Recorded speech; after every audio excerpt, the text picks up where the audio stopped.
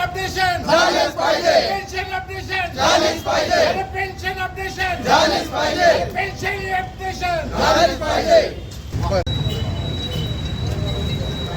हा आजचा संप जो आहे तो मुख्यत्वे 2 ते 3 गोष्टीवरती आहे. सगळ्यात महत्त्वाचा याच्यामध्ये मागणी आहे की 5 दिवसाचा आठवडा हे झालाच पाहिजे. जसे की RBIला 5 दिवसाचा आठवडा आहे, त्यानंतर तुमचं CBला आहे, त्यानंतर तुमचं शेअर मार्केट ह्याला आहे, मग बँकेला का नाही? सगळीकडे असताना तुमच्या पंचायत समितीच्या ह्याला आहे, मग बँकेला का नाही? सर्व मागच्या बायपार्टाईटमध्ये पूर्णपणे हे झालेलं असताना देखील सध्याची अंमलबजावणी होत नाही, म्हणून हा 1 दिवसाचा संप आहे. त्याचबरोबर दुसरी मागणी आहे की तुमची क्लर्कची भरती असेल, त्यानंतर PTSची पार्ट टाईम PTSचा विषय आहे.